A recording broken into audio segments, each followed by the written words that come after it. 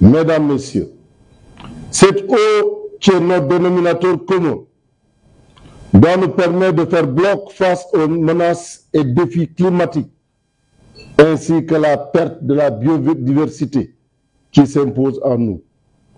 En effet, comment envisager répondre aux défis tels que la croissance démographique exponentielle du continent, le stress hydrique, la pollution et les conflits sous-jacents, à ce contexte sans y impliquer les organismes de bassin transfrontaliers qui sont en première ligne dans la lutte pour la préservation de notre ressource commune. Aussi, ces organisations soutiennent fortement une collaboration étroite et proactive entre les pays qui partagent les ressources en eau, qui devient crucial d'une part pour prévenir les conflits et d'autre part pour optimiser l'utilisation de ces ressources, afin de renforcer de manière pacifique, équitable et durable la sécurité hydrique, énergétique et alimentaire du continent. Puis, compte tenu d'une urbanisation galopante d'un continent extraordinairement jeune, le réseau est à la croisée des chemins. Nous devons être des solutions aux côtés des États africains, notamment nos États membres qui sont de plus en plus confrontés à la rareté d'une denrée vitale qui est l'eau, pour le développement effectif de l'Afrique.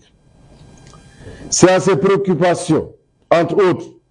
que nous sommes réunis à ce 10e Forum mondial de l'eau,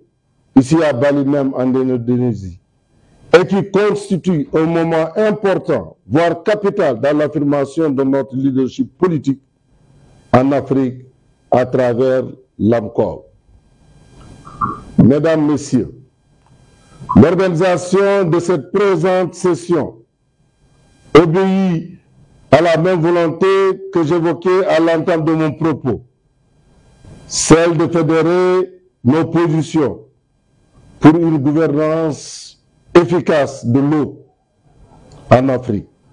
AMCOV avec des organisations régionales, dont le RAOB, qui reste une famille unie et indivisible. Donc c'est cette union fraternelle qui nous a permis d'être aujourd'hui au Forum de Bali et qui nous a permis d'apporter notre vision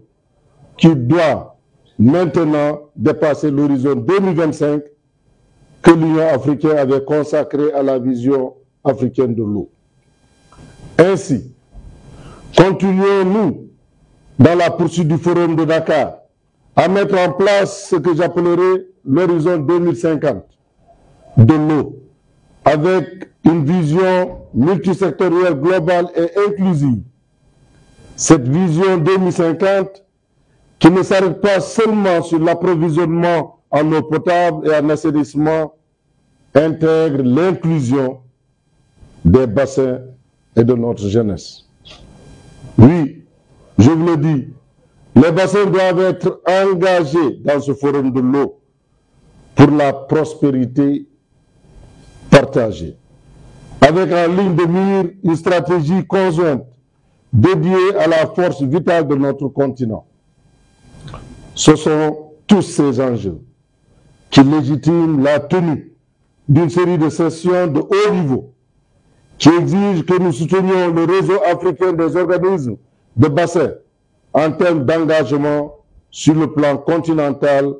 avec l'Union africaine et l'AMCOV. Cette session permettra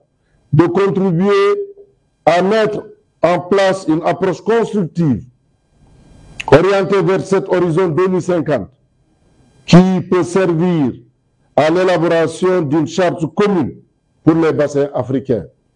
que nous sommes en train de défendre en cette journée du 22 mai dédiée au segment bassin. Enfin, je souhaite que cette journée puisse servir de lieu de départ de la promotion de la paix des bassins, qui est un volet essentiel pour la prévention des conflits dans le continent. Donc, voyez-vous que AMCOV et les organismes de bassin ont la chance de jouer ce rôle à travers notre potentiel d'anticipation des antagonismes liés à la rareté de l'eau en Afrique, qui est l'une des sources principales de naissance des conflits.